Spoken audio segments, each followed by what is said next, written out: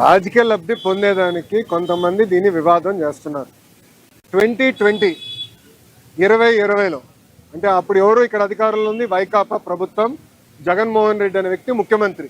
అప్పుడే స్టే వచ్చింది ప్రాజెక్ట్ మీద, అది తీసుకొచ్చి ఇప్పుడు వచ్చినట్టు చెప్తున్నారు ఎవరు వైకాపా నాయకులు. నేను ఒకటే చెప్తున్నా, మనం ఇప్పుడు చేయబోయే ప్రాజెక్టులని ఆంధ్ర రాష్ట్ర భూభాగంలో చేస్తాం. అంటే గోదావరి జలాలు తెలంగాణ భూభాగం దాటి ఆంధ్రాకు వచ్చిన తర్వాత ఆ నీరుని లిఫ్ట్ చేసి రాయలసీమకు తరలిస్తున్నాం. That is the vision.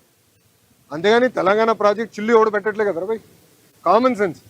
నేను ఇప్పుడు ఏమన్నానంటే, మీరు చూస్తారు వరదలు వచ్చినప్పుడు వేలాది టీఎంసీ సముద్రంలోకి వెళ్తుంది. ఎందుకు పంపించాలంటున్నా, ఒక టీఎంసీ కోసం రాష్ట్రాల మధ్యన యుద్ధాలు జరిగినాయి.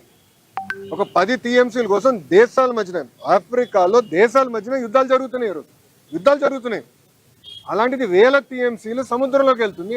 ఆ టీఎంసీలు ఆ నీరుని కాపాడుకుని ఆ నీరుని లిఫ్ట్ చేసి మన ఆంధ్ర రాష్ట్రానికి రాయలసీమ ప్రాంతానికి తీసుకెళ్లాలని మా ఆలోచన. ఆ ఇరిగేషన్ అంతా నెట్వర్క్ చేయగలిగితే రాబోయే రోజు ఇతర రాష్ట్రాలు కూడా ఇవ్వగలుగుతాం. అదే నీరు తీసుకెళ్తే తెలుగు గంగా ద్వారా తమిళనాడు కూడా ఇవ్వగలుగుతాం. ఇది కేవలం మనకే కాదు, దక్షిణ భారతదేశానికి పనికొస్తుంది. ఇప్పుడు గతంలో కూడా ఇదే జగన్మోహన్ రెడ్డి పట్టిసీమ దండగా అన్నాడు. దయచేసి అందరూ ఒకసారి రిఫ్రెష్ చేసుకోండి మెమరీ. శాసనసభ సాక్షిగా పట్టిసీమ దండగా అన్నాడు. అదే వ్యక్తి పట్టిసీమ 5 సంవత్సరాలు ఆపరేట్ చేశాడు. It is a beautiful project. Godavari Polavaram వచ్చే వరకు గోదావరి జలాలు తీసుకుని కృష్ణా డెల్టాలు వేసి మనకి కృష్ణా జలాల్ని రాయలసీమకి తరలిచ్చాం. దానివల్ల